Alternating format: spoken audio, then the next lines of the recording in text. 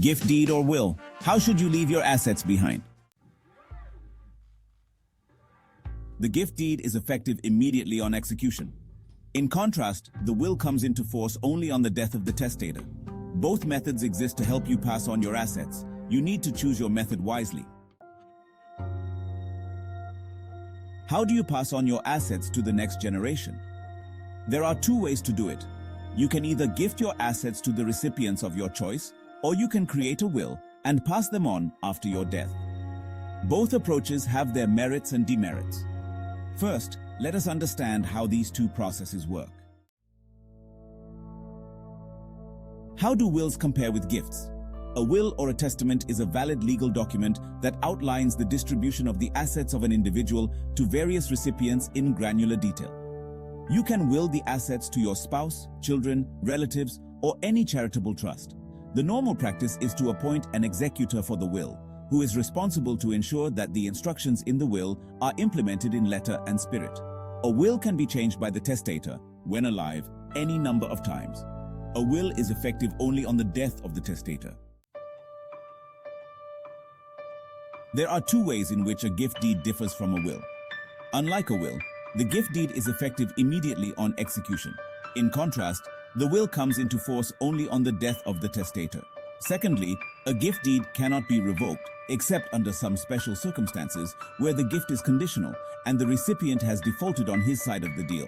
It is not mandatory to register a will or gift deed. However, to avoid any legal problems in the future, it is best to get such deeds registered. How are wills and gift deeds important? There are several reasons for people to evaluate wills and gift deeds when they are still fit and healthy. How does a will differ from a gift deed? Here are some key parameters to differentiate a gift deed from a will. Date of effect. The most important difference lies in the date on which it becomes effective. While a will becomes effective only on the death of the testator, a gift deed is effective immediately on registration.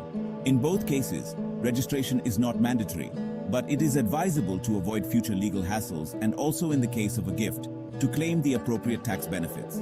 Importance of a gift deed. Let's delve into revocation and tax implications. A will can be revoked at any time during the life of the testator, but nobody else can revoke it. Unlike a will, there is no revocation in the case of a gift, except in special cases where the recipient did not meet the conditions imposed. Now, onto tax impact. The will, by itself, does not have any tax implication as the assets actually move to the recipients only on the death of the testator. However, in the case of a gift, there is clubbing and also, the profit made on sale would be taxed in the hands of the recipient. Only personal effects are excluded from the ambit of capital gains tax.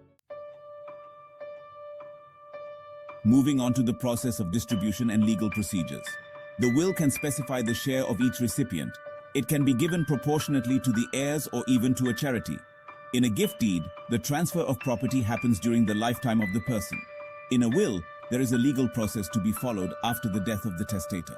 This process is called probate, and it ensures the validity of the will, and the onus is on the executor of the will to ensure its implementation. In the case of a gift, the only legal process is the execution and registration of the deed.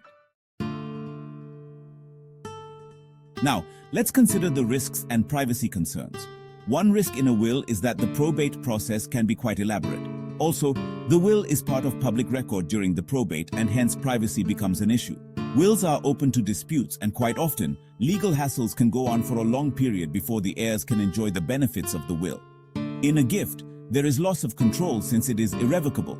Also, gift has tax implications for the donor and the donee. Having said that, the choice of will versus gift is a personal choice that must be made after seeking legal advice only.